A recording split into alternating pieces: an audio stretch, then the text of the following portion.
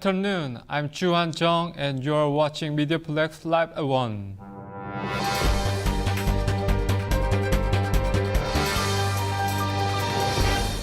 COVID may have slowed down, but the blockade that occurred at the Windsor Ambassador Bridge at ago remained many people's memories. The 6-day blockade of the Ambassador Bridge resulted in the suspension of trade activity that caused $4 billion in losses. Let's join Constable Lauren Briscoe from Crime Stopper with this week's updates. Windsor Police Service is asking for the public's assistance on locating 19-year-old Gabrielle Marie Vinal, who has not been seen or heard of since January 5th. Police are concerned for her well-being. Gabrielle is 5'7", white female, thin build, hazel eyes, and shoulder-length reddish-brown hair. She is known to change her appearance. Gabrielle lives a transient lifestyle and may be in the Niagara or Greater Toronto area. Photographs of Gabrielle can be located on our website, catchcrooks.com. If you have information, please call the Windsor Police Service Major Crimes Unit. If you know information and wish to remain anonymous, contact Crime Stoppers at 519-258-8477 or online at catchcrooks.com. You could earn a cash reward up to $2,000 for information that leads to locating Gabrielle. I am Police Coordinator Lauren Briscoe. A festival celebrating Black History Month was held at the University of Windsor as they also opened Afro Fest. Soa Asfahani has the story. The African festival Afrofest is an annual celebration of Black Month history in the University of Windsor. This year marks its 18th anniversary since being founded in 2006. Alma Jalalo is the Afrofest coordinator. She's a third-year student of double major Forensic Science and Psychology at University of Windsor. Today's our opening ceremony. We're having people come in and give, inspiring talks to our students. This is a very important day for Afrofest. This is just a day to welcome students into Afrofest. We're going to be having events all across the month, but today is, the day where we welcome again our students into the month of February. Bunmi Africa is a performance sports and a graduate student at the University of Windsor. She says that this month is so important because they need to celebrate themselves. I'm super excited. I've just performed. Afrofest is super important for people of all Black, cultures and descent. Everybody in the Africa diaspora. We're just trying to bring everybody together, have a good time, learn about our history, celebrate our future. That is Afrofest. This month is full of events for Afrofest in the University of Windsor, as Away from Home, Winter Market, Talent Show, Smart Money Tribe, and Trivia Night. I feel like Black people have gone through so much in history, so much that needs to be highlighted, the achievements of our leaders, our youth. There's so much going on in the African community that is not being put out there due to certain systemic obstacles. So it's very important that we celebrate ourselves every time at this time of the year. In fact, all year, all the time. We deserve it. I am Soa Asfahani for MediaPlex News. Essex Town Council held regular meeting on several topics at last night's weekly council meeting. Donna Tuckwell tells us more. Want to find out what's happening in Essex? Town Council had their regular meeting Monday night, and a few topics of discussion included a 2-year extension for Essex County Canine Services. This will be in effect from February 1st until January 31st, 2025.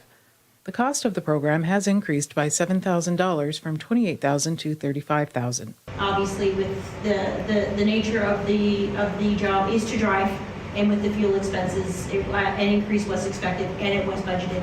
So this does fall within the budget that I had allocated for this service. Harrow Rotary will be holding their first annual Valentine's Ice Festival on February 11th. Victoria Street North will be closed between King Street and Center Street from noon until 8 p.m. that day.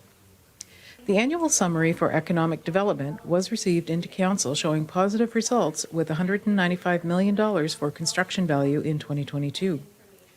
Essex Fire has asked residents to check their smoke alarms and their carbon monoxide detectors, make sure the batteries are fresh and that units older than 10 years be replaced. Funding for a new bylaw officer for the town has been approved. Information will be released at a later date. Mayor Sherry Bondi announced that March 2023 will officially be Amyloidosis Month in the town of Essex. To support the Canadian Amyloidosis Support Network in promoting public awareness about the disease throughout the community. Budget deliberations for 2023 will be held on February 13th and 14th. The next council meeting will be on Tuesday, February 21st at 6 p.m., and you can watch a live stream of council meetings at youtube.com/Essex Ontario. For MediaPlex News, I'm Donna Tuckwell. There are classes where many people express their artistic flair through poetry and painting. Prince reports. I am here at Expressive Brush and Art Studio, and today a lot of people are exploring their talent by learning paintings and poetry classes. If you want to learn something, so you join this event. Alice Wellish is a teacher of poetry classes in Expressive Brush and Art Studio. Well, we have people come and they like to try their hand at pottery on the wheel. And I think you can sign up on Eventbrite. It'll be next weekend, Friday night, Saturday, during the day. This is a great opportunity for everyone to explore the technical aspect of working with clay, including pottery wheel. This introductory level class will get students comfortable with the wheel, controlling the speed, balancing, centering the clay, and getting a feel of how movement contributes to shaping. Surela Prandy is a fine art painter and participant of the event in Expressive Brush and Art Studio. It was interesting, actually. I had to create my own mug, and you kind of have to get the feeling of the clay, how you build it up. You learn how to use the wheel and make your own piece, which is very interesting, I find it. Actually, they can go on Google. They can search for Expressive Brush Art Studio, or they can search for pottery classes in Windsor, and they should be able to see the pottery classes coming up from Expressive Brush Art Studio. You can now follow Expressive Brush and Art Studio on Facebook and other social media platforms for information on upcoming painting and pottery classes. For MediaPlex News, I am Prince. Sometimes it's hard not to think about the negative impact of social media. Lawad Carson tells us more. According to Statistics Canada, social media use has taken the control over the past decade and a half. During a study about negative effect of the social media usage, in 2018, 9 out of 10 Canadians aged 14 to 34, 8 out of 10 aged 35 to 49, 6 out of 10 aged 50 to 64. The material that we see online from creators is not something that actually helps us. It causes a lot of depression because people are comparing themselves to that.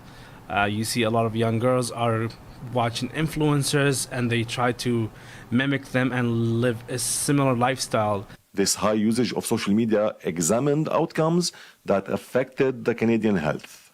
Loss of sleep, concentration troubles on tasks or activities, less physical activity, feeling anxious or depressed, feeling angry or frustrated, feeling envious of their lives. A film festival to celebrate the Capitol Theatre anniversary is scheduled for next Saturday. Taylor Kropp has the story.